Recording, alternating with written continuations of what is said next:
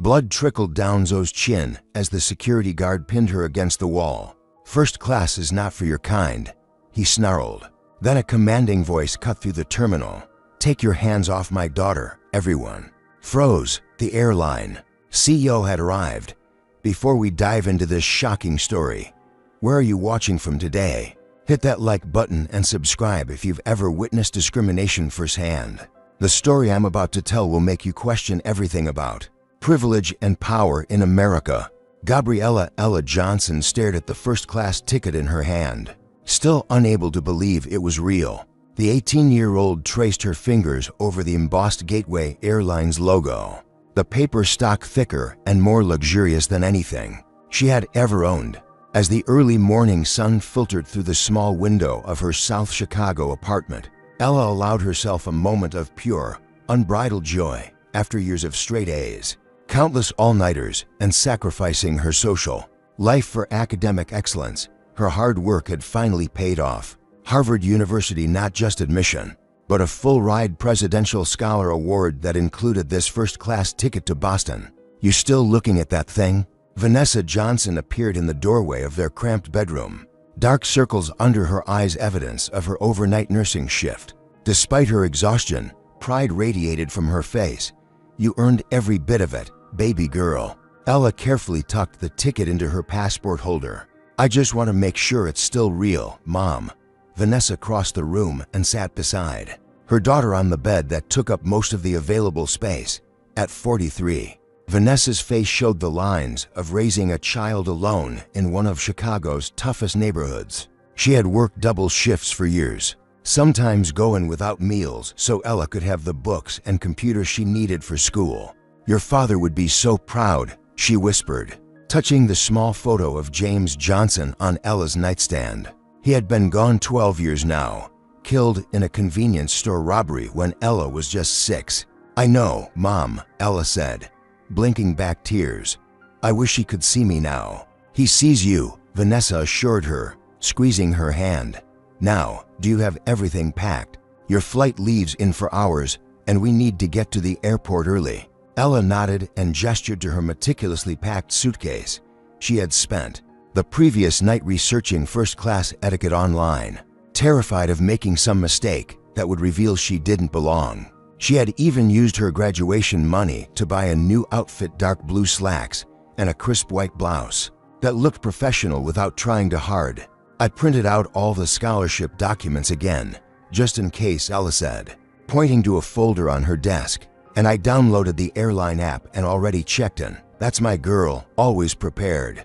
Vanessa smiled, though her eyes betrayed her worry. She had taught Ella from an early age about the realities of being black in America, how she would need to work twice as hard for half the recognition, how to interact with authority figures, how to navigate spaces that weren't designed with her in mind. During the 40-minute drive to Atlanta International Airport, Vanessa went through her usual checklist of cautions. "Keep your scholarship letter handy." "Yes, Mom. Don't raise your voice, no matter what." "I know, Mom. And if someone questions, you be polite but firm." "I've got this, Mom, really." As they pulled up to the departures terminal, Ella felt a flutter of anxiety in her stomach. The airport was massive and buzzing with activity. Security personnel were highly visible, some with dogs, a reminder of the nation's ongoing tensions. "Text me when you get to your gate, and as soon as you land," Vanessa instructed as she helped Ella with her luggage. "And remember, I know," Ella interrupted with a gentle smile, "I belong there. Harvard chose me because I earned it." They embraced one final time before Ella walked into the terminal alone. As she made her way through the crowded airport, she couldn't help but notice the subtle shifts in people's behavior. The way some travelers clutched their bags tighter as she passed, how others averted their eyes or changed direction. These microaggressions were so familiar. She had learned to push them to the background of her consciousness. When she finally reached the first-class check-in counter, Ella took a deep breath and straightened her shoulders. She had earned this. The scholarship committee had selected her from thousands of applicants. She belonged here, regardless of what anyone else might think. With her head held high, she approached the counter, her first-class ticket and ID ready in her hand. "Next, please." The Gateway Airlines check-in attendant beckoned Ella forward with a practiced smile that vanished the moment she took in the young black woman approaching her counter. The attendant, whose name tag read Christine, was in her mid-40s with bottle blonde hair pulled back so tightly it seemed to strain against her scalp. "Good morning," Ella said, placing her ID and first-class ticket on the counter. "I'm checking in for the 11:30 flight to Boston." Christine's eyes flicked from Ella to her documentation and back again. Her mouth tightened into a thin line. "First class?" she asked, making no move to touch Ella's ticket. "Yes, ma'am," Ella replied, keeping her voice steady despite the familiar knot forming in her stomach. "It's part of my scholarship package to Harvard." Christine's eyebrows rose fractionally. "I see.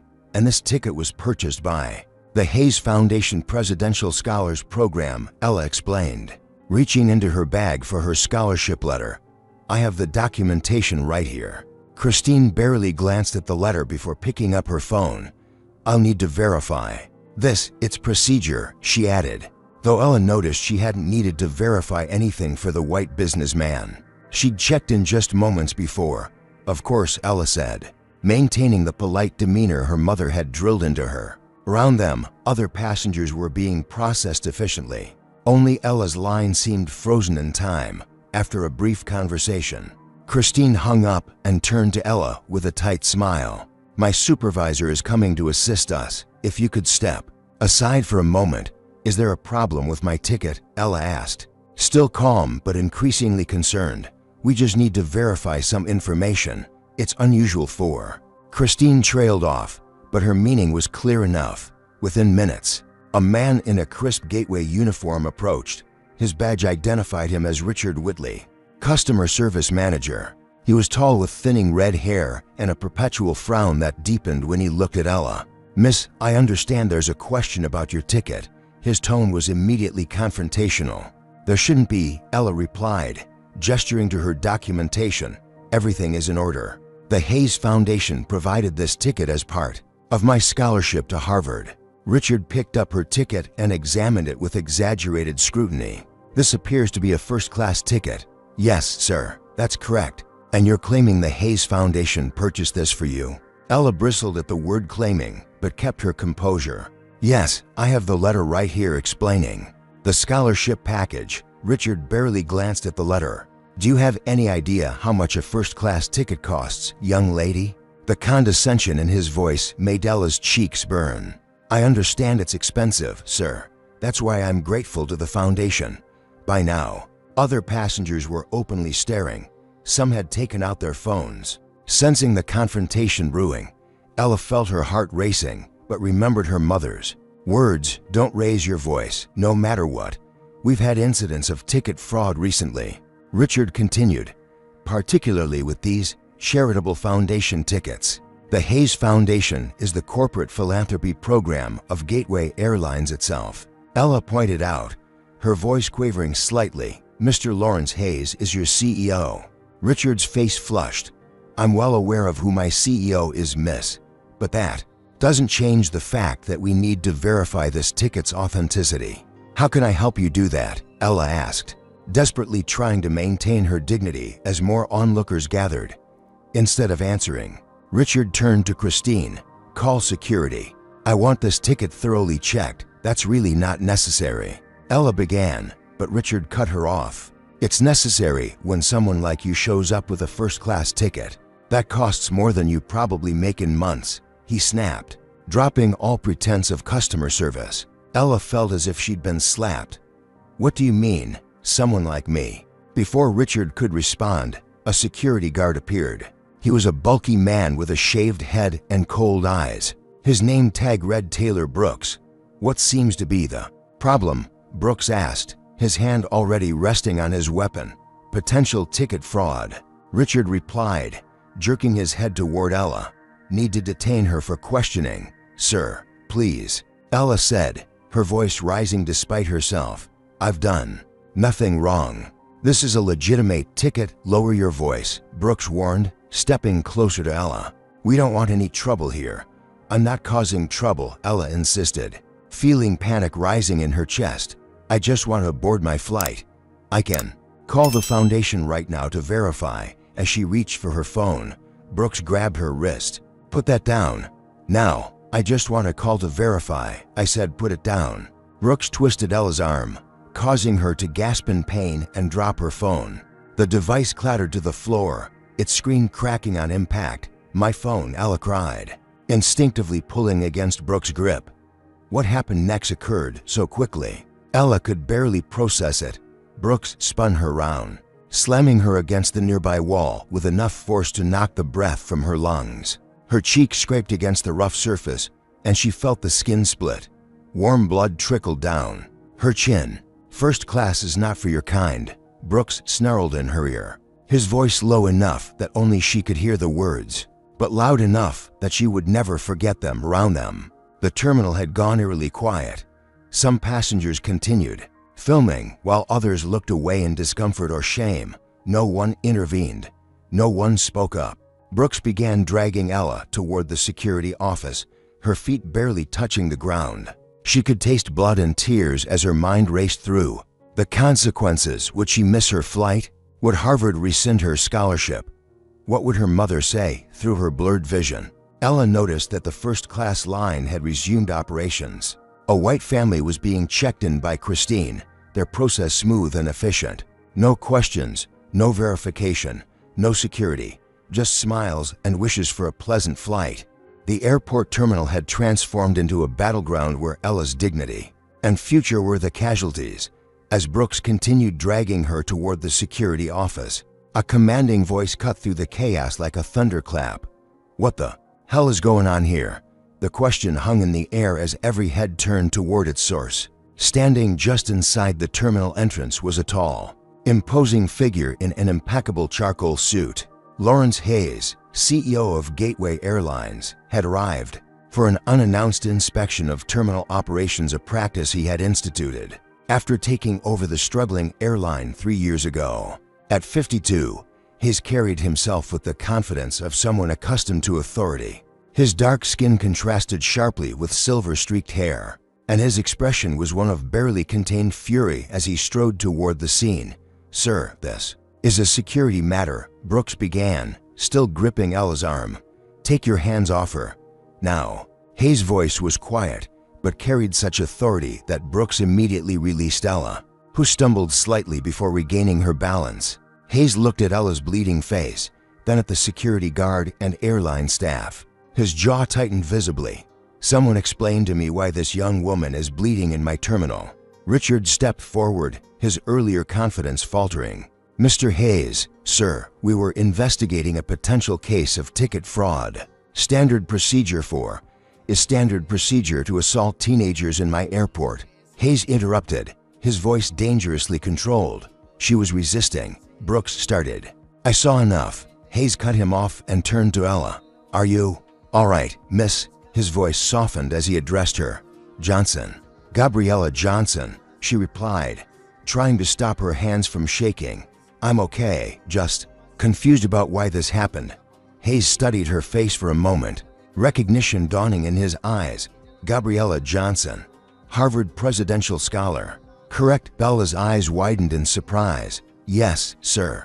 "How did you?" "I was at the selection committee meeting last month," Hayes explained, a small smile breaking through his anger. "Your essay on healthcare disparities in urban communities was exceptional." The look on Richard's face shifted from confusion to horror as realization set in. Christine had gone pale behind her counter. "You know her?" Richard asked weakly. "I personally approved her scholarship package," Hayes confirmed, his voice hardening again as he turned back to his employees. "The same scholarship that included this first-class ticket. You've accused her of fraudulently obtaining. Have you ever witnessed someone in authority abuse their power? Comment number 1 if you believe that racial profiling happens every day in America, or number 2 if you think situations like Ella's are isolated incidents. Like and subscribe to join our conversation about systemic discrimination in everyday life. But what happens when the tables turn so dramatically? How would you feel in Richard and Christine's position, suddenly realizing you've made a terrible mistake that could cost you everything? And how would you feel in Ella's position, vindicated, but still bleeding and humiliated, the memory of The scholarship reception flooded back to Hayes as he looked at Ella. He had been impressed by her poise during her acceptance speech, how she had spoken about her single mother's sacrifices, and her plans to become a physician and return to serve her community. Out of 30 recipients, she had been the standout, the one he had mentioned to his wife later that evening as going places. Now, seeing her bleeding and frightened, something paternal and protective awakened in him. His own daughter Charlotte was only 2 years older than Ella. Ms. Johnson is a guest of honor for Gateway Airlines, Hayes announced loudly enough for everyone in the vicinity to hear. She is flying first class because she earned it. Because my foundation selected her from thousands of applicants as someone exceptional. He turned to Richard and Christine, his voice dropping to a near whisper that somehow carried more weight than a shout. What made you question her ticket? I want the honest answer, Richard stammered. We've had fraud cases recently. Stop lying, Hayes cut in. We've had exactly 3 fraud cases in the past year, all perpetrated by middle-aged white men. Try again. The silence that followed was deafening. Finally, Christine spoke, her voice small. She didn't look like she belonged in first class. And what exactly does first class look like? Christine, Hayes asked. No answer came. Hayes turned to Brooks. You're suspended. Effective immediately. Gateway will be reviewing our contract with your security firm. He looked at Richard and Christine. You two, report to HR when your shifts end. Now get back to work. As the chastened employees dispersed, Hayes gently guided Ella away from the prying eyes and still recording phones of other passengers. Let's get you cleaned up and on your flight, Ms. Johnson. I believe we can still make your departure time. A first aid attendant was called, and while Ella's cut was being treated, Hayes made a series of rapid-fire phone calls, ensuring the incident would be properly addressed. Between calls, he spoke to Ella. I'm deeply sorry this happened to you, he said, genuine remorse in his voice. This is not what Gateway Airlines stands for. Thank you for stepping in. Ella replied, wincing slightly as the attendant applied antiseptic to her cheek. I don't know what would have happened if you hadn't arrived. I do, Hayes said grimly, and it's unacceptable. I promise you this will be addressed at every level of the company. Once Ella was patched up, Hayes personally escorted her through security and to the first-class lounge, where he ensured she had everything she needed before her flight. Your seat has been upgraded to our premium first-class cabin, he told her, and I've arranged for our best flight attendant to look after you. Her name is Madison. If you need anything at all, just ask her. As they walked to the gate together, Hayes could see that despite her composed exterior, Ella was still shaken. Ms. Johnson, he said as they reached the boarding area, what happened today was not your fault. It was a failure of my company and the people I employ. I want you to remember that you belong in first class at Harvard and anywhere else your talents take you. Ella nodded, grateful for his words, but still processing the trauma of the past hour. As they announced boarding for her flight, Hayes handed her his business card. My personal number is on the back, he said. If you encounter any other issues today, or if you need anything at all during your time at Harvard, please don't hesitate to call me directly. With that, Lawrence Hayes, CEO of Gateway Airlines, watched as Ella boarded her flight, his mind already turning to the systemic changes needed to ensure this never happened again. The luxury of Gateway Airlines' first-class cabin felt surreal to Ella. As she settled into her wide leather seat, her cheek throbbed beneath the bandage, a physical reminder of the morning's events, but it was the invisible wounds that cut deeper. The flight attendant Madison, a petite woman with a warm smile, approached with a hot towel and a concerned expression. Ms. Johnson, I was briefed about what happened. I'm so sorry. Can I get you anything for the pain? I'm fine, thank you, Ella replied automatically, the response she'd been conditioned to give regardless of how she actually felt. She accepted the towel, pressing it gently against her uninjured cheek, and turned toward the window. Madison lingered. Mr. Hayes instructed me to ensure your comfort throughout the flight. We have champagne. Sparkling cider or water is fine, Ella interrupted, unable to summon enthusiasm for the first-class experience she had been so excited about just hours earlier. As other passengers boarded, Ella felt their curious glances. Word had spread quickly. Some looked sympathetic, others uncomfortable, and a few seemed almost resentful of her presence, as if her confrontation with airport staff had been an inconvenience rather than an injustice. An older white couple took the seats across the aisle. The woman leaned over and whispered to her husband, "That's the girl from the terminal, the one who caused the scene." Ella pretended not to hear, but each word felt like another small cut. She had been the victim, yet somehow the narrative was already shifting to make her the instigator. Meanwhile, aboard her delayed flight from Chicago to Boston, Vanessa Johnson clutched her phone in growing panic. Her motherly instinct had been screaming since receiving Ella's cryptic text. "Had a problem at check-in. CEO helped. I'm okay. Call when I land." Vanessa had immediately tried calling, but Ella's phone went straight to voicemail. Subsequent calls to the airport customer service line had yielded nothing but vague reassurances that her daughter had boarded her flight. Something had happened, something serious enough that the airline's CEO had become involved, and the not knowing was torture. Back on Ella's flight, Madison distributed pre-takeoff beverages when she reached Ella. Her professionally bright smile faltered slightly. "Such a shame about your face," she said in what she clearly thought was a sympathetic tone. "Though I'm sure it must be nice to have Mr. Hayes take a special interest in you. Not many people get that kind of attention." The implication was clear. Ella hadn't earned her place. She had received special treatment. It was a familiar sentiment, one that had followed her throughout her academic career whenever she achieved recognition. "Mr. Hayes recognized me from the scholarship program," Ella explained quietly. "His foundation sponsors my Harvard scholarship." "Oh," Madison's eyes widened. "That makes sense. I was wondering." She trailed off, seemingly realizing the inappropriate direction of her thoughts. "Wondering what?" Ella pressed, suddenly. Tired of the polite evasions, Madison flushed. "Nothing. It's just unusual to see. I mean, first class is typically..." She fumbled for words. "Typically what?" "Typically white," Ella finished for her, keeping her voice low but direct. "That's not what I meant," Madison protested, though her expression suggested otherwise. "I should check on other passengers. Let me know if you need anything." As Madison retreated, Ella closed her eyes, fighting back tears. This was supposed to be a triumphant day, the beginning of her journey to Harvard, the culmination of years of hard work. Instead, it had become another reminder that no matter her achievements, some people would always see her skin color first. Outside the aircraft, phones buzzed across the country as videos of the incident spread across social media. #GateWarism and #FirstClass while black began trending, accompanied by clips showing Brooks pinning Ella against the wall, and Hayes' subsequent intervention. At Gateway's corporate headquarters, Lawrence Hayes had convened an emergency meeting with his executive team. The sleek conference room overlooking the Atlanta skyline now felt like a war room. "I want to understand how this happened," Hayes said, his calm voice belying his fury. "And I want solutions to ensure it never happens again."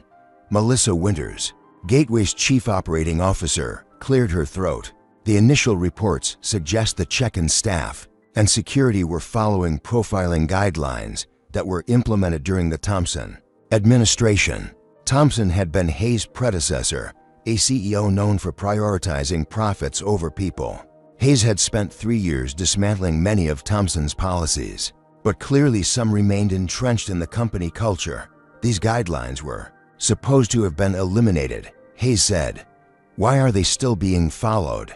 Diana Chen, head of human resources, looked uncomfortable. "It appears they were unofficially maintained by mid-level management and security operations. On paper, they don't exist anymore, but in practice, we're still racially profiling our passengers." Hayes finished for her. "This stops today. I want a complete audit of all security procedures, official and unofficial, and I want Richard Whitley and Christine Palmer's employment records on my desk within the hour." As the meeting continued, Hayes' phone buzzed with a text from his wife. Charlotte saw the videos. "She's upset.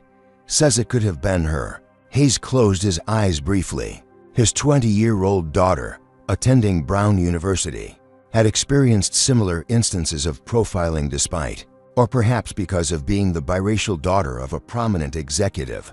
He had tried to shield her from such experiences, using his position and privilege as armor. But America had a way of reminding black people of their perceived place, regardless of their accomplishments or connections. By the time Ella's plane reached cruising altitude, her phone had already filled with notifications. Friends and former teachers had recognized her in the viral videos. News outlets were requesting statements. Harvard's admissions office had emailed expressing concern about the unfortunate incident and offering support services upon her arrival. The scholarship that had once felt like pure opportunity now seemed to come with unexpected burdens. As Ella scrolled through the messages, a new one appeared from an unknown number. "Hi Ella, this is Charlotte Hayes. My dad told me what happened. I go to Brown. If you ever want to talk to someone who gets it, I'm here." Ella stared at the message, unsure how to respond. Did she want a connection to the Hayes family beyond the professional relationship of scholarship recipient? Would accepting Charlotte's offer of friendship feel like an obligation because of her father's intervention? Before she could decide, another message appeared from her mother. "Just landed in Boston. We'll be waiting when you arrive. I love you so much." At least that was simple. Whatever complications lay ahead at Harvard, whatever fallout came from becoming the unwitting face of yet another viral racial incident, Ella knew her mother would be there, steady and loving as always. As the plane began its descent into Boston, Ella looked out at the approaching city, its academic spires and historical landmarks bathed in afternoon sunlight. She had dreamed of this moment for years, imagining the excitement and possibility she would feel. Instead, she found herself wondering if she truly belonged in this new world, or if today's humiliation was just a preview of the challenges to come. The Gateway Airlines corporate headquarters buzzed with frantic energy as communications staff hurried through hallways. Digital marketing specialists monitored social media in real time, and executives huddled in glass-walled offices. The company's stock had already dropped 3% since the market opening, a direct response to the viral videos now playing on every major news network. In the main conference room, Jessica Alvarez, Gateway's chief communications officer, stood before a digital screen displaying various news headlines. Black Harvard scholar racially profiled at Gateway check-in. Airline CEO intervenes in racial profiling incident. Gateway Airlines faces backlash over treatment of black passenger. "We need to get ahead of this," Jessica said, addressing the crisis management team. "Our initial statement acknowledged the incident and expressed regret, but we're being hammered for not explicitly condemning the racial aspect." Lawrence Hayes sat at the head of the table, his normally impeccable appearance showing signs of strain. He had barely slept, spending most of the night reviewing security footage and employee records. "Then we condemn it," he said firmly. "This wasn't just poor customer service or a misunderstanding. This was racial profiling, plain and simple." William Preston, Gateway's largest shareholder and board member, cleared his throat. At 73, Preston represented old money and older attitudes. "Lawrence, I think we need to be careful about admitting racial motivation. The legal implications are less important than doing what's right." Hayes interrupted. "I saw it with my own eyes, William. That young woman was targeted because she was black. Period. The board is concerned," Preston continued, undeterred. "Acknowledging racial bias opens us up to potential class action lawsuits." Thompson always maintained a policy of addressing individual incidents without admitting systemic issues, and that's precisely why we're in this mess, Hayes countered. Years of sweeping these individual incidents under the rug has created a culture where employees feel empowered to discriminate.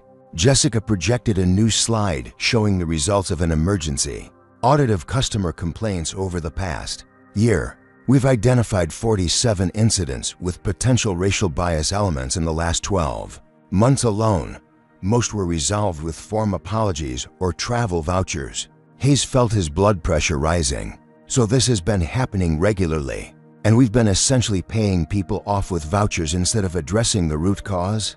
"That was the established protocol," Jessica admitted uncomfortably. "Not anymore," Hayes declared. "Draft a new statement. We acknowledge the racial nature of the incident, apologize unequivocally, and outlined specific steps we're taking to address the systemic issues. As the meeting continued, Hayes received a text from his assistant, Richard. Whitley and Christine Palmer are in HR for their disciplinary meetings. Taylor Brooks has not reported for his shift and isn't answering calls. Meanwhile, in a sparse conference room 2 floors below, Richard Whitley sat across from Diana Chen, Gateway's HR director. His earlier arrogance had evaporated, replaced by defensive desperation. "I was following protocol," Richard insisted, pushing a dog-eared manual across the table.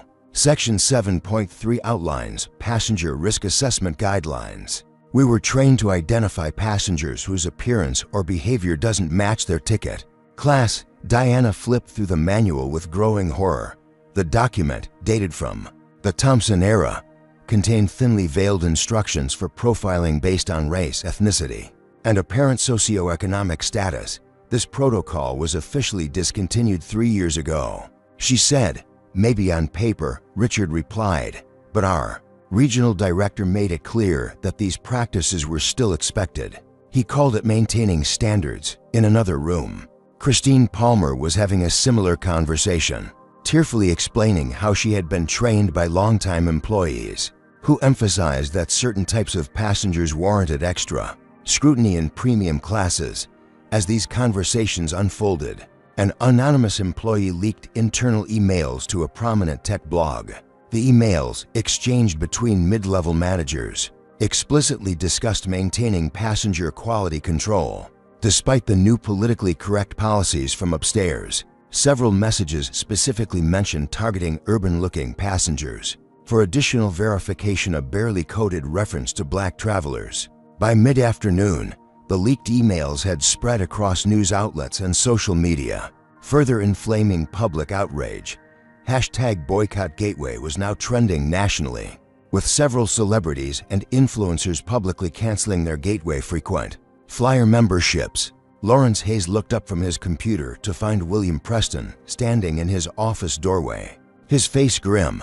"The board is calling an emergency meeting," Preston announced without preamble. "There are concerns about your handling of this situation." Hayes leaned back in his chair. "Let me guess. I'm being too transparent, too apologetic, and not protecting the company's financial interests." "You're the CEO of a publicly traded company, Lawrence. Your primary responsibility is to shareholders. My primary responsibility is to run an ethical company that treats all customers with dignity," Hayes countered. "If the board doesn't understand that, perhaps they should find another CEO." Preston's eyes narrowed. "That's exactly what some members are suggesting." After Preston left, Hayes made a personal call to Vanessa Johnson, who had been trying to reach Gateway customer service for hours. "Mrs. Johnson, this is Lawrence Hayes, CEO of Gateway Airlines." There was a moment of silence before Vanessa responded, her voice tight with controlled emotion. "Mr. Hayes, I understand you helped my daughter today. I intervened in an unacceptable situation, but not soon enough to prevent her from being hurt."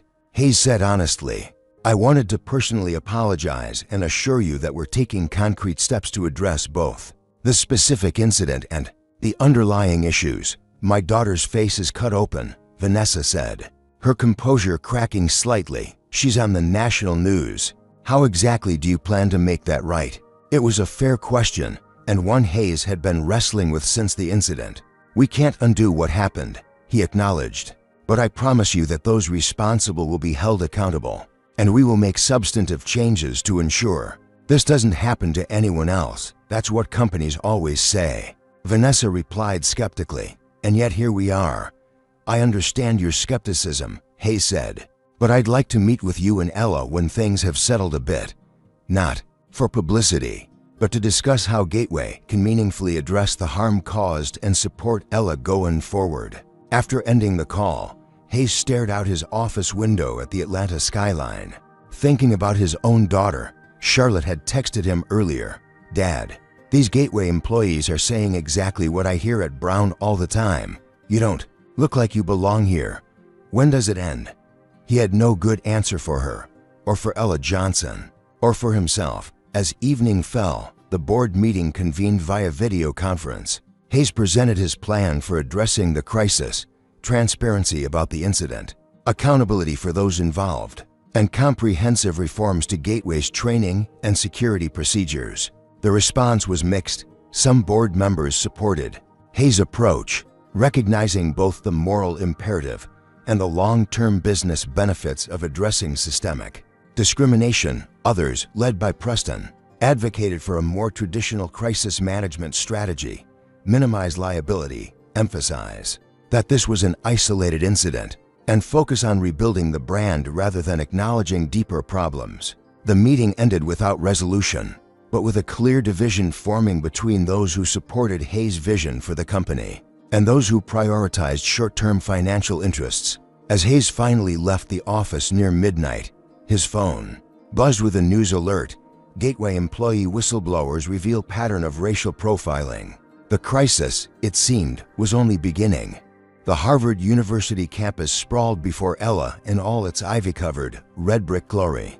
Under different circumstances, her first week would have been filled with wide-eyed wonder at walking the same paths as presidents and Nobel laureates.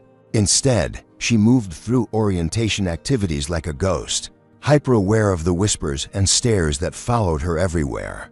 That's her, the girl from the Airline video. I heard she's suing for millions.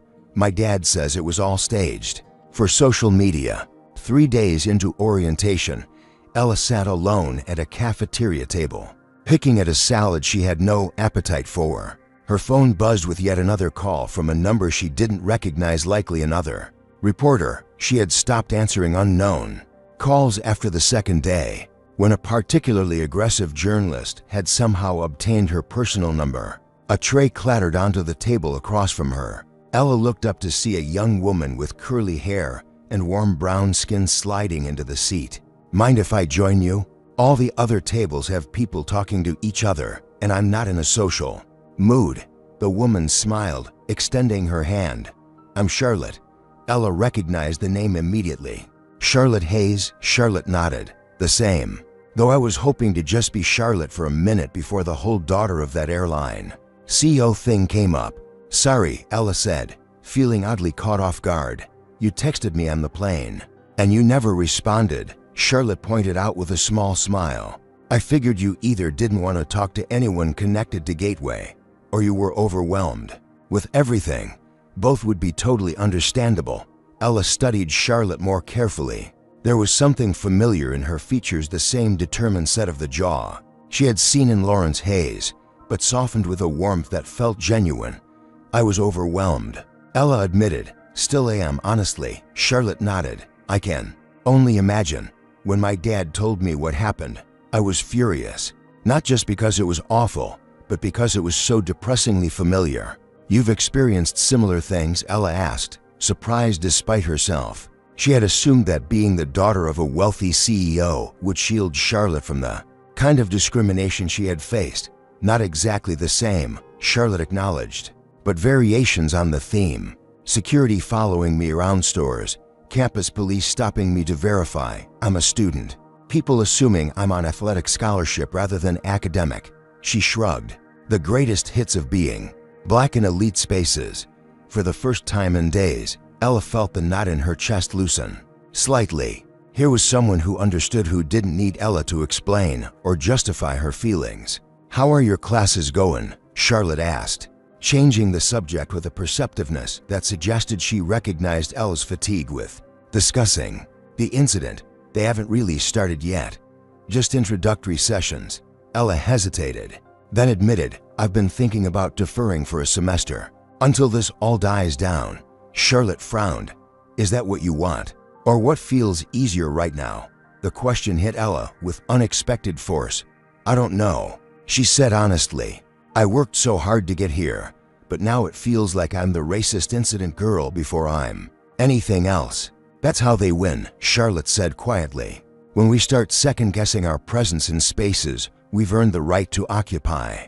Have you ever felt out of place in an environment you worked hard to enter? Comment number 1 if you've experienced imposter syndrome, or number 2 if you've had to justify your presence in a space where others assumed you didn't belong.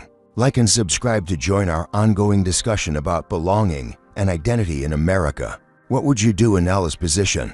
Would you stay and fight to reclaim your narrative, or step back to protect your mental health? And what responsibility do institutions like Harvard and Gateway Airlines have to address the systemic issues that create these painful situations in the first place? Back in Chicago, Vanessa Johnson sat at her kitchen table surrounded by bills and paperwork. The hospital had been understanding about her sudden leave of absence to support Ella, but understanding didn't pay the rent. Without her regular nursing shifts, the financial cushion she had carefully built was rapidly depleting. Her phone rang Lawrence Hayes again. He had called daily since the incident, checking on Ella and offering support. Vanessa had been initially suspicious of his motives, wondering if his concern was genuine or just damage control. But his persistence and apparent sincerity had begun to wear down her skepticism. "Mr. Hayes," she answered. "Mrs. Johnson, I hope I'm not disturbing you. I wanted to update you on the situation at Gateway." Vanessa sighed. "I've seen the news. Your company's stock is falling, and now there's talk about previous incidents." "Yes," Hayes acknowledged. "The truth is, what happened to Ella wasn't an isolated incident. We're uncovering evidence of systemic issues that predated my tenure, but that I failed to fully eradicate." His voice carried the weight of personal responsibility. "I wanted you to know that Gateway has placed Richard Whitley and Christine Palmer on administrative leave pending investigation, and we've terminated our contract with the security firm that employed Taylor Brooks." "And what about Ella?" Vanessa asked. "Her face is healing, but this incident will follow her for years. Every time someone Googles her name, this is what they'll find." There was a pause before Hayes responded. "I've been thinking about that. Gateway would like to establish a substantial scholarship fund in Ella's name for Black students pursuing medical careers. Not as compensation, nothing could compensate for what she experienced, but as a way to create something positive from this situation." Vanessa considered the offer. "That's Ella's decision to make, not mine." "But Mr. Hayes, what my daughter needs right now isn't a scholarship with her name on it. She needs to know she belongs at Harvard, that she earned her place there, and that what happened at your airport doesn't define her." "I understand," Hayes said, "and for what it's worth, my daughter Charlotte feels the same way. She's actually reached out to Ella at Harvard." This was news to Vanessa. "Ella hasn't mentioned meeting your daughter." Charlotte said they had lunch yesterday, I think. "I hope it might help Ella to have someone who understands what she's going through." After ending the call, Vanessa returned to her bills with a heavy heart. The unpaid leave was necessary. Ella needed her support, but the financial strain was becoming untenable. She would need to return to work soon, leaving Ella to navigate the aftermath alone. Meanwhile, Lawrence Hayes faced his own personal crisis. His wife Rebecca met him at the door of their Buckhead home with a troubled expression. "William Preston called the house looking for you," she said. "He mentioned something about a vote of no confidence." Hayes nodded grimly. "A faction of the board wants me out. They think I'm handling the situation too aggressively, prioritizing ethics over shareholder value." Rebecca, who had built her own successful legal career before retiring to focus on their family foundation, studied her husband's face. "And what do you think?" "I think they're right," Hayes admitted. "I am prioritizing ethics over short-term profits, because the alternative is to maintain a system that would discriminate against our own daughter." Rebecca squeezed his hand. "Charlotte called earlier. She's having lunch with Ella Johnson again tomorrow." "Good," Hayes said, genuinely pleased. "Ella needs allies right now. So do you," Rebecca pointed out. "The board meeting is tomorrow. What's your strategy?" Hayes had been wrestling with this question for days. Fight to maintain control of the company he had worked 15 years to lead, or take a stand on principle, even if it meant losing everything he had built. "I'm going to tell them the truth," he finally said. "That I would rather resign than lead a company that tolerates discrimination. And then I'll see if I still have a job." That night, as Ella prepared for bed in her Harvard dormitory, she received another text from Charlotte. "My dad might lose his job because he's refusing to back down on addressing the racial issues at Gateway. He says it's worth it." Thought, "You should know." Ella stared at the message for a long time, unsure how to feel. The CEO's career was in jeopardy because of what happened to her. Was that justice, or just another ripple effect of violence she hadn't asked for? And what responsibility, if any, did she have in this ongoing corporate drama? As she finally drifted off to sleep, Ella realized that the incident at the airport had expanded far beyond her personal experience. It had become a flashpoint in a larger conversation about race, power, and accountability in America, conversation she was now inextricably part of, whether she wanted to be or not. The pattern is undeniable, Benjamin Cooper said, spreading dozens of printed emails across his cluttered desk. At 34, Cooper had built a reputation as one of the most tenacious investigative journalists in Atlanta. His office walls were adorned with framed copies of exposes that had brought down corrupt politicians and unethical corporations. Across from him sat Ella, who had flown back to Atlanta for the weekend at Cooper's request. The journalist had spent 2 weeks gathering testimony from current and former Gateway employees, building a comprehensive picture of the airline's discriminatory practices. These internal communications show that Gateway's management was not only aware of racial profiling but actively encouraged it, Cooper continued, highlighting passages in various documents. They used coded language, maintaining customer experience standards and passenger profile assessment, but the meaning was clear. Ella picked up one of the emails, dated just 3 months earlier. In it, a regional supervisor instructed, check-in staff to ensure premium cabin demographic alignment by applying additional verification steps for non-traditional first-class passengers. The implications turned her stomach. How many people experienced what I did? She asked quietly. Based on our investigation, hundreds over the past 5 years, Cooper replied. Most incidents weren't as severe as yours, and many passengers didn't report them for fear of escalation. But the pattern is consistent. Black passengers, particularly younger ones or those dressed casually, face disproportionate scrutiny when flying in premium cabins. Cooper slid another document across the desk, a sworn statement from Maria Diaz, a former Gateway flight attendant. After your incident went viral, people started coming forward. Ms. Diaz worked for Gateway for 7 years and witnessed systematic discrimination throughout her tenure. Ella scanned the statement, her hands trembling slightly as she read Diaz's account of being instructed to provide enhanced surveillance of black passengers in first class and to verify their tickets multiple times during flights. Gateway isn't unique, Cooper noted. This happens across the industry, but your case has created an opportunity for accountability that rarely exists. What do you need from me? Ella asked, meeting Cooper's gaze directly. An interview. Your perspective, your voice. Cooper leaned forward. Your story has resonated with people because it's both shocking and familiar. It happened to you, but it could have happened to any black person trying to occupy a space others believe they don't belong in. Ella hesitated. Becoming the face of this story meant extended time in the spotlight, more scrutiny, more opinions about her from strangers, more difficulty in simply being a college student. I need to think about it, she said finally. This isn't just about me anymore. Cooper nodded respectfully. Take the time you need, but know that your voice matters in this conversation. As Ella left Cooper's office, her phone buzzed with a text from Charlotte. How did the meeting go? Want to grab coffee before your flight back? They met at a quiet cafe near Centennial Park, far enough from the Gateway headquarters to avoid running into airline employees. Charlotte arrived first, securing a corner table that offered some privacy. Thanks for meeting me, Ella said as she sat down. It's been an intense morning. Charlotte nodded sympathetically. Cooper's investigation is picking up steam. It's all anyone at Gateway is talking about. How's your dad handling it? Ella asked, surprising herself with how much she genuinely cared about the answer. Charlotte paused, searching for the right words. He's determined. The board meeting was brutal. William Preston basically called for his resignation, accused him of corporate sabotage for being too transparent about the discrimination issues, and Ella prompted when Charlotte fell silent. Dad refused to back down.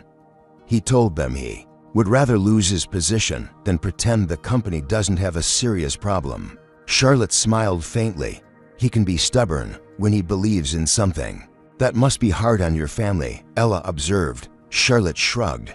My mom supports him completely, and honestly, so do I growing up. I watched him navigate predominantly white corporate spaces by compromising, by being one of the good ones who didn't rock the boat. This is the first time I've seen him really take a stand, even when it costs him personally. Their conversation was interrupted by Ella's phone ringing. Vanessa calling.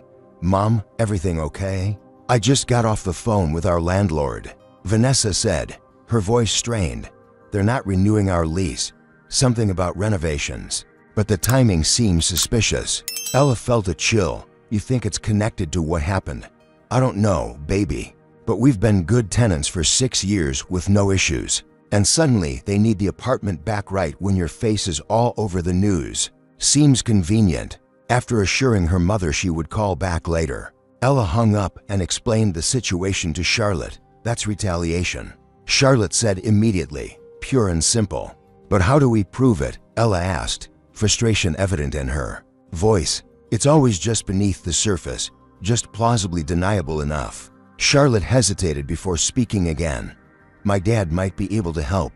He has connections with housing advocacy groups. Through our family foundation. Ella felt a familiar resistance rising within her, the instinctive wariness of accepting help. That might come with strings attached. I appreciate the offer, but it's not charity, Charlotte interrupted, recognizing Ella's discomfort. It's solidarity. What's happening to your mom is wrong, and we have resources that might help. That's all. Before Ella could respond, her phone buzzed with a news alert. Gateway Airline's largest shareholder, William Preston, takes control as interim CEO. Lawrence Hayes steps down amid controversy. Charlotte saw the headline at the same time and went pale. He did it, she whispered. He actually resigned. Across town, Lawrence Hayes was clearing out his office under the watchful eye of Gateway security. The board meeting that morning had presented him with an ultimatum: publicly walk back his statements about systemic discrimination at Gateway, or step down. He had chosen the latter without hesitation. As he placed his family photos in a cardboard box, his assistant Julia knocked on the door frame. Mr. Hayes, I just wanted to say, many of us support your decision. It means a lot to see leadership with integrity. Hayes smiled gratefully. Thank you, Julia. That means more than you know. His phone rang. William Preston calling, undoubtedly to gloat or to pressure him into signing additional non-disclosure agreements. Hayes declined the call. Later that evening, as Ella prepared to board her flight back to Boston on a different airline this time, Cooper called with an update. Ms. Johnson, something big is happening. After Hayes resigned, dozens of current and former Gateway employees started contacting us. They're ready to go on record about discriminatory practices. And there's more. We've uncovered evidence that William Preston personally blocked diversity initiatives at Gateway for years. Ella thought about Charlotte's revelation that her father had resigned rather than compromise his principles. She thought about her mother potentially losing her home. She thought about all the people who had experienced discrimination without having a CEO intervene on their behalf. I'll do the interview, she decided. The story needs to be told. 2 days later, Cooper's Expose was published simultaneously, in print and online.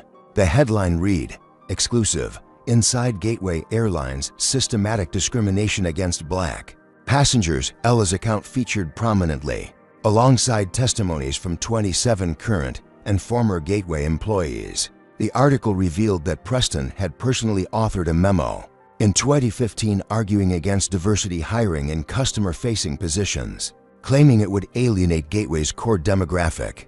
It also detailed how Preston had vetoed Hayes' proposal for anti-bias training just 6 months earlier, dismissing it as unnecessary political correctness. The public reaction was swift and devastating for Gateway. The airline's stock plummeted 15% in a single day. #BoycottGateway became the top trending topic nationwide. Several major corporations suspended their business travel contracts with the airline. Preston called an emergency press conference, attempting to dismiss the allegations as disgruntled employee exaggerations and frame Hayes' resignation as a personal decision unrelated to company policies. Few were convinced. Meanwhile, Charlotte texted Ella, "Have you seen the news? Dad's phone has been ringing non-stop with reporters, but he's focusing on starting something new. He wants to meet with you when you're ready, for the first time. Since the original incident, Ella felt something akin to hope, not because one company was facing consequences, but because the larger pattern was finally being exposed not just at Gateway, but across industries and institutions, where such discrimination had long been normalized. That night, as Ella worked on a biology assignment in her dorm room, she received an unexpected email from the Hayes Foundation. Dear Ms. Johnson, in light of recent events, we would like to discuss expanding our scholarship program to support more students from underrepresented backgrounds. As someone who has demonstrated exceptional courage and integrity, we would value your input on how this initiative should be structured. Sincerely, Rebecca Hayes, Executive Director. Ella stared at the screen for a long moment, considering the complex web of connections that had formed from that single moment of discrimination at an airport check-in counter. Then she began to type her reply. The October rain lashed against the windows of Ella's dormitory room as she stared blankly at her laptop screen. The half-finished psychology paper due tomorrow remained stubbornly incomplete, her usually sharp mind unable to focus on academic theory when real-life trauma continued to dominate her thoughts. Her phone buzzed with a text from her academic advisor requesting an urgent meeting. Another professor concerned about her slipping grades, no doubt. In the 6 weeks since the Gateway incident, Ella had watched her perfect academic record erode as concentration became increasingly difficult. Nightmares disrupted her sleep, featuring variations of public humiliation and physical restraint. During daylight hours, she jumped at sudden movements and avoided crowds. A knock at her door startled her. Charlotte stood in the hallway, concern evident in her expression. You missed study group again, Charlotte said gently. And you haven't been answering texts. Ella stepped back to let her friend enter. The room was uncharacteristically disheveled clothes piled on chairs, takeout containers stacked on the desk, bed unmade. I've been busy, Ella said defensively. Charlotte didn't challenge the obvious lie. Instead, she picked up a letter from Ella's desk. What's this? Notice about my scholarship review. Ella replied flatly, apparently. My academic performance doesn't currently meet program standards. Charlotte's eyes widened. They can't be serious, after everything you've been through? That's the thing about prestigious institutions, Ella said with bitter resignation. They love having diverse faces in their brochures until those faces become complicated by actual, lived experiences of racism. Have you talked to anyone about what you're going through? A counselor, maybe? Ella laughed humorlessly. You mean explain to another person who's never experienced what I have? How it feels to be physically assaulted for trying to claim space I earned? No thanks. Charlotte was quiet for a moment, before speaking again. I know someone, a black therapist who specializes in racial trauma. She helped me after an incident at Brown last year. I don't need therapy, Ella insisted. I need people to stop treating me like I don't belong everywhere I've worked to be. It's not either or, Charlotte countered. You can fight the system while also taking care of yourself. Before Ella could respond, her phone rang, her mother calling. She answered immediately, hearing the distress in Vanessa's voice before she even spoke. They're saying we have to be out by the end of the month, Vanessa said without preamble. The lawyer from the tenant rights organization says there's nothing we can do. The landlord found a loophole. Ella closed her eyes, absorbing yet another blow.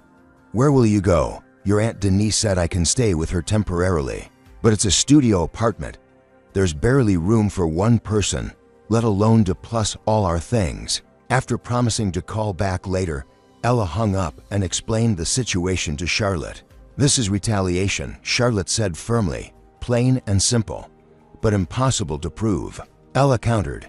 Just like it's impossible to prove that the security guard at the library randomly checking only my ID yesterday was racially motivated. Just like it's impossible to prove that my discussion section leader consistently interrupting me is because of implicit bias. The accumulated weight of these experiences suddenly felt unbearable. Tears she had been suppressing for weeks finally broke through. I can't do this anymore. Charlotte, I can't keep pretending I'm okay when everything is falling apart. Charlotte, moved to sit beside her friend, offering silent support as Ella finally allowed herself to release the pain, fear, and frustration she had been carrying. When the tears subsided, Charlotte spoke softly. "You don't have to face this alone. My dad resigned because he believes in fighting these battles. My mom's foundation has connections with housing advocates who might help your mother. And I know for a fact that Harvard has resources for students experiencing trauma, even if they're imperfect." Ella wiped her eyes. "Why are you doing all this? We barely knew each other before this happened." "Because it could have been me," Charlotte answered simply. "Because it has been me in different ways. And because change only happens when people with privilege use it to dismantle the systems that hurt others." Later that evening, after Charlotte had left, Ella received an unexpected call from Lawrence Hayes. "Ms. Johnson, I hope I'm not disturbing you. I wanted to update you on some developments." Ella put the call on speaker as she continued organizing her chaotic room. Finding the activity helped steady her emotions. "I heard about your resignation. I'm sorry." "Don't be," Hayes replied. "It was the right decision. But that's not why I'm calling. I've been approached by a group of investors interested in starting a new airline with ethical practices at its core. They want me to lead it." "Congratulations," Ella said, unsure why he was sharing this with her. "Thank you, but that's still preliminary. What's more immediate is that William Preston has instituted new policies at Gateway that are concerning. Employee sources tell me they're implementing even stricter passenger verification procedures, especially in premium cabins." Ella felt a chill. "They're doubling down on profiling?" "It appears so. Preston is betting that the controversy will blow over, and it's cheaper to weather bad publicity than to implement real changes." Hayes paused. "There's something else. My foundation offered to help with your mother's housing situation, but she declined." This was news to Ella. "She didn't tell me that. She's a proud woman, and I respect that. But the offer stands if she reconsiders." After ending the call, Ella stared at her phone thoughtfully. Her mother had always taught her self-reliance, but at what cost? Was refusing help when it was genuinely offered another form of self-harm? The next morning, Ella made two decisions that would alter the course of events. First, she called the therapist Charlotte had recommended and scheduled an appointment. Second, she emailed Benjamin Cooper agreeing to a follow-up interview focused specifically on the ongoing issues at Gateway under Preston's leadership. 3 days later, Ella stood before a crowd of hundreds at a campus rally organized by Harvard's Black Student Association. Despite her racing heart and dry mouth, she approached the microphone with determination. "My name is Gabriella Johnson," she began, her voice initially shaky, but gaining strength with each word. "2 months ago, I was physically assaulted by airport security for the crime of flying while black. My story went viral, but it's not unique. What happened to me happens to black people across America every day in airports, in stores, in schools, in neighborhoods." The crowd listened in rapt attention as Ella continued. "For weeks, I've been struggling. My grades have suffered. My mother is losing her home. My sense of security has been shattered, and I've been asking myself, why am I fighting so hard to belong in spaces that weren't built for people who look like me?" She paused, looking out at the sea of faces.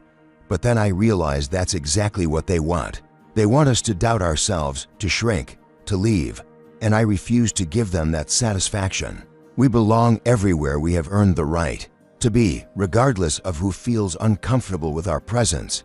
The applause was thunderous. As Ella stepped away from the microphone, she felt something shift within her, a reclaiming of agency. She had lost that day in the airport terminal. Meanwhile, across the country, Gateway Airlines was facing an unprecedented crisis. Following Cooper's second expose featuring Ella's new interview, alongside testimonies from current employees about worsening conditions under Preston, Gateway's employees took dramatic action, led by flight attendants and gate agents. The front line workers who had been forced to implement discriminatory policies, employees at major hubs, staged a coordinated walkout. Signs reading "No more profiling" and "Justice for passengers" appeared at airports nationwide. Preston appeared on financial news networks, attempting to frame the walkout as union agitation unrelated to discrimination issues. But the damage was done, with flights canceled and public support firmly behind the employees. Gateway's stock went into free fall that evening, as Ella was leaving her first therapy session. A difficult but cathartic experience, she received a call from Vanessa. "I've been offered a position coordinating community health programs for the Hayes Foundation," Vanessa said, a mix of excitement and uncertainty in her voice. "The salary is better than the hospital, and it comes with housing assistance." "That's amazing, Mom," Ella replied genuinely. "Are you going to take it?" There was a pause before Vanessa answered, "I think I am.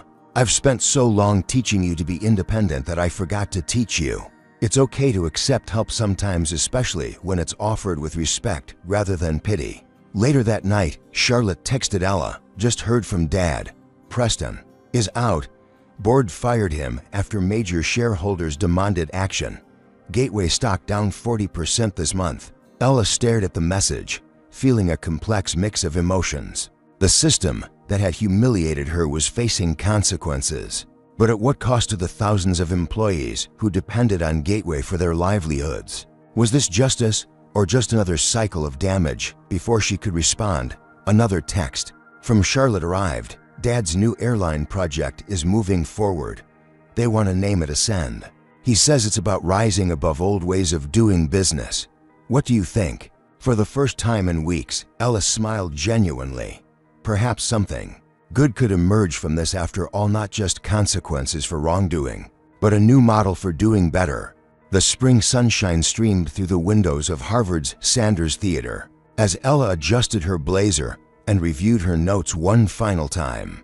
18 months had passed since that fateful day at Atlanta International Airport, and while the scar on her cheek had faded to a faint line, the experience had left more permanent marks on her life and on the world around her. "5 minutes, Ms. Johnson," the event coordinator said, peeking into the green room. "We've got a full house." Ella nodded her thanks, taking a deep breath to calm her nerves. Public speaking still triggered anxiety, a lingering effect of the public humiliation she had experienced, but her therapist had helped her develop coping strategies. She had come to see her willingness to continue speaking despite the fear as its own form of resistance. Today's event marked the official launch of the Johnson Initiative for Inclusive Excellence, a joint project between Harvard University and the Hayes Foundation aimed at supporting students from marginalized backgrounds, not just financially, but emotionally and structurally. Ella, now a sophomore, had helped design the program based on her own experiences and those of other students who had shared their stories with her. As she walked onto the stage to enthusiastic applause, Ella spotted familiar faces in the audience. Her mother, Vanessa, sat in the front row, elegant in a navy suit that reflected her new role as community outreach director for the Hayes Foundation. Beside her sat Lawrence and Rebecca Hayes, whose support had evolved from crisis management to genuine allyship. Charlotte, now Ella's roommate and closest friend, gave an encouraging thumbs up from her seat. "Thank you all for being here today," Ella began, her voice steady and clear. 18 months ago, I was physically assaulted at an airport check-in counter for the crime of being black in first class. What happened to me that day was traumatic, but unfortunately not unique. What is unique is what has happened since. She outlined the journey from that incident to the present day, the viral outrage, the corporate reckoning, the personal toll, and ultimately, the collaborative work to create meaningful change. The Johnson Initiative is not about helping students of color fit into predominantly white institutions, she explained. It's about transforming those institutions to truly value diversity, to recognize the unique challenges faced by marginalized students, and to create environments where everyone can thrive authentically. As Ella spoke, her gaze occasionally drifted to a table near the back where 3 unexpected attendees sat: Richard Whitley, Christine Palmer, and Taylor Brooks, the Gateway employees whose actions had sparked this chain of events. Their presence wasn't coincidental.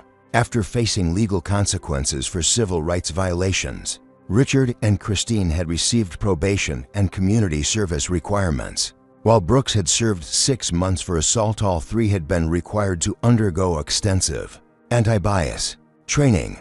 Part of their restorative justice process included listening to Ella speak about the impact of their actions. Transformation doesn't happen through punishment alone, Ella continued, acknowledging their presence with a slight nod.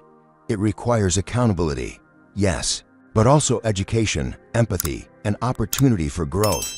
The systems that enable discrimination are larger than any individual, and dismantling them requires collective effort. After the formal presentation, Ella mingled with attendees at the reception. Lawrence Hayes approached, looking more relaxed than she had ever seen him. The weight of corporate politics had been replaced by the energetic purpose of building something new. Ascend Airline's first flights launch next month, he told her proudly. We've implemented every recommendation from your student advisory committee in our training and policies. Ascend had risen from Gateway's ashes after the larger airline declared bankruptcy following months of boycotts, lawsuits, and mass employee departures. Hayes' new venture had attracted significant investment by positioning itself as the industry's first truly inclusive airline, with equity and dignity built into every aspect of its business model. And the staff demographics, Ella asked, having specifically advocated for hiring practices that would create a workforce reflecting the diversity of the communities served. 47% people of color across all levels, including executive leadership. Hayes replied, not where we ultimately wanted to be, but a strong start. Vanessa joined them. Her arm linked with Rebecca Hayes. The two women had formed an unexpected friendship while working together on the Foundation's community initiatives. The Housing Advocacy Program has secured stable homes for 78 families so far, Vanessa reported, including 3 former Gateway employees who lost everything when the company collapsed. The irony wasn't lost on Ella. Her mother was now helping some of the same people who had worked for the company that had discriminated against her daughter. But that was Vanessa. Pragmatic compassion had always been her way. As the reception wound down, Ella found herself face to face with Richard Whitley. The former Gateway manager looked diminished somehow, his earlier arrogance replaced by a cautious humility. Ms. Johnson, he said, clearly uncomfortable, I wanted to thank you for allowing us to attend today and to apologize again for my actions that day. Ella studied him carefully. Are you still sorry it happened, or are you beginning to understand why it happened? Richard nodded slowly. The training program has been eye-opening. I'm starting to recognize patterns in my thinking that I never questioned before. He paused. I have a long way to go. We all do, Ella acknowledged. The work of transformation is never finished. Later that evening, Ella, Charlotte, and Vanessa gathered in Ella's dorm room, celebrating the successful launch with takeout and comfortable conversation. On Ella's desk sat an official invitation, Ascend Airline's inaugural flight from Atlanta to Boston, with Ella listed as the guest of honor. Are you going to accept? Charlotte asked, noticing Ella studying the invitation.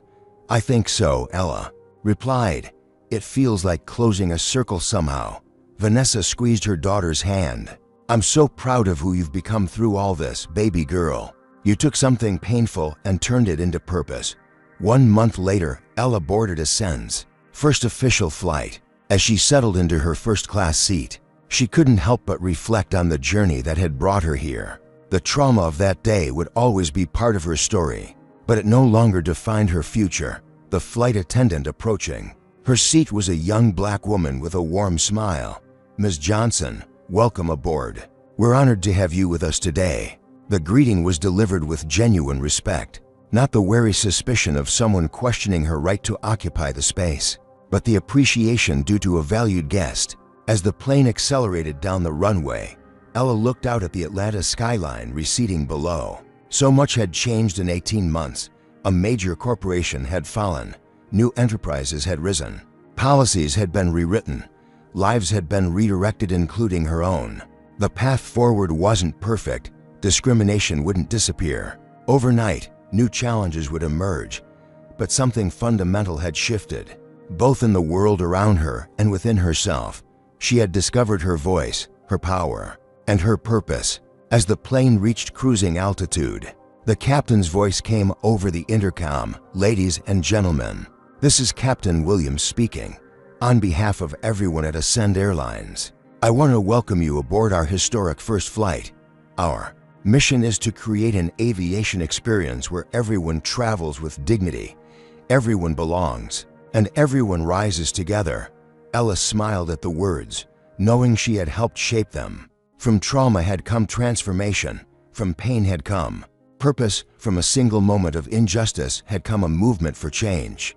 The story reminds us that systemic racism persists not through dramatic acts of hatred, but through everyday assumptions about who belongs in certain spaces. Ella's experience reveals how institutions often protect discriminatory practices, while placing the burden of proof on victims. Yet it also demonstrates how accountability can create meaningful change. True transformation requires courage at multiple levels.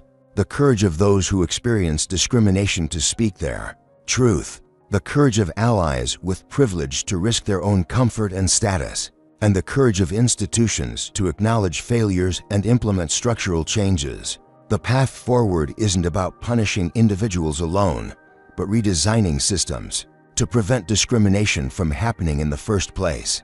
Progress comes when we recognize that diversity isn't just about who gets invited into spaces, but about who feels truly welcomed, valued, and respected once they arrive.